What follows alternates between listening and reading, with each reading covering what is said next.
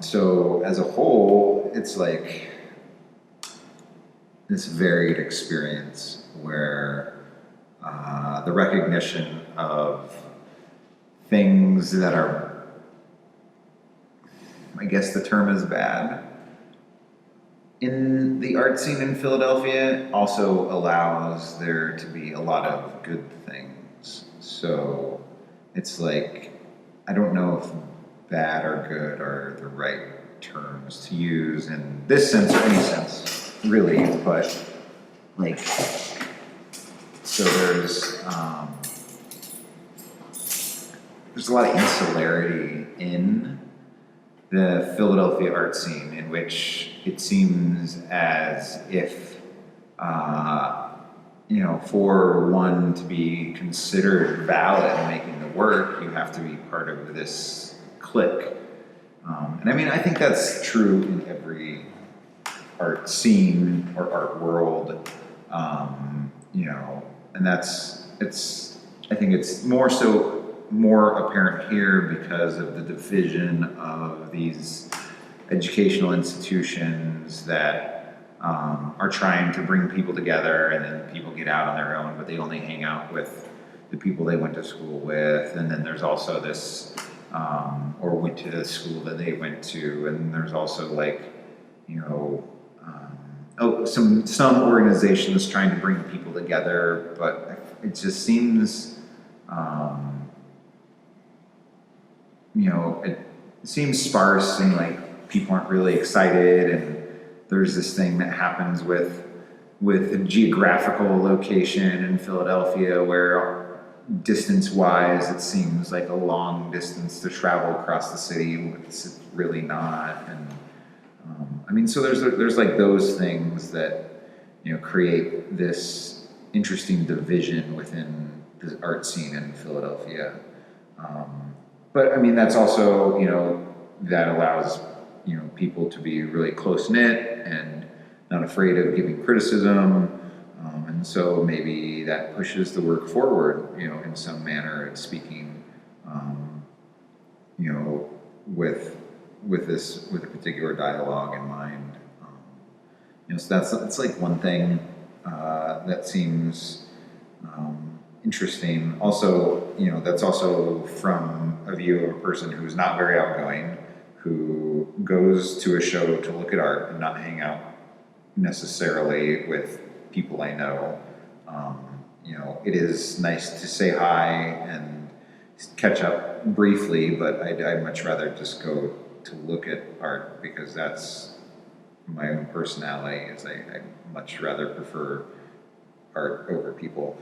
On an institutional level, where there's all these great little DIY startup, artist-run spaces and collectives, and like people showing out of their houses and out of apartment spaces and defunct warehouse spaces, and there's all this like really like interesting culture around like doing it on your own, which at an emerging level is great because it allows for a lot of experimentation to happen, and a lot of like funny, nuanced things that happen in the art. And I've seen a lot of really great art and a lot of really bad art because of that particular social function. And then in the larger institutions, it's you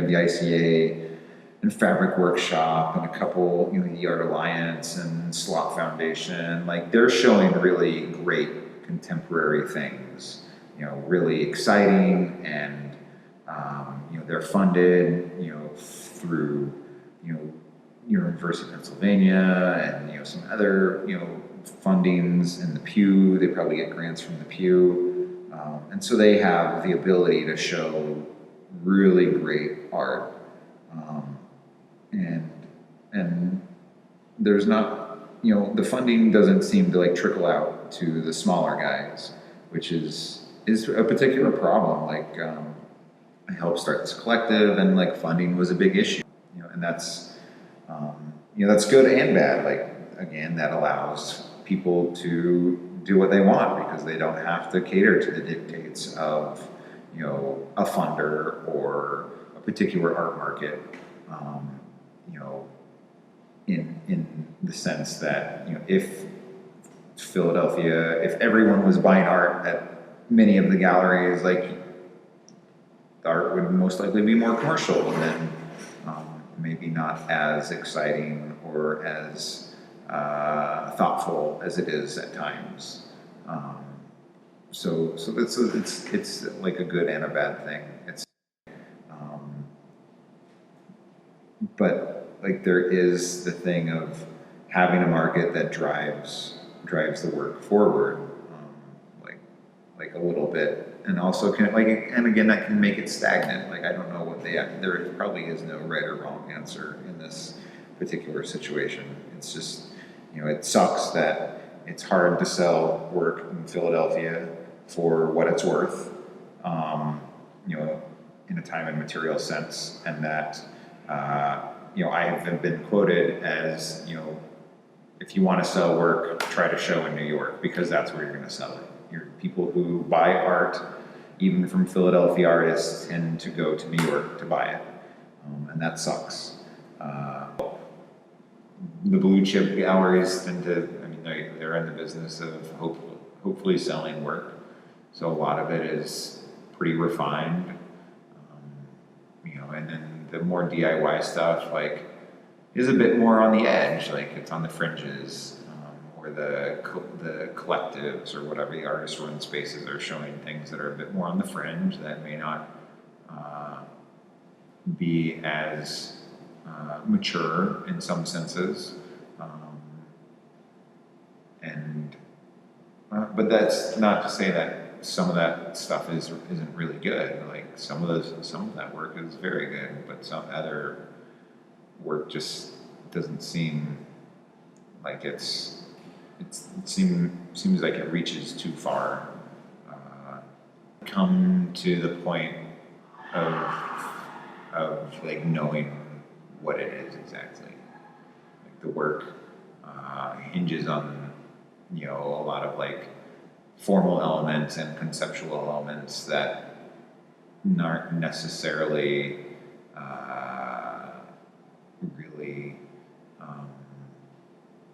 sought out yet with the artist, which is great. Like, as an artist should be growing all the time and searching for new boundaries and trying to vet new ideas.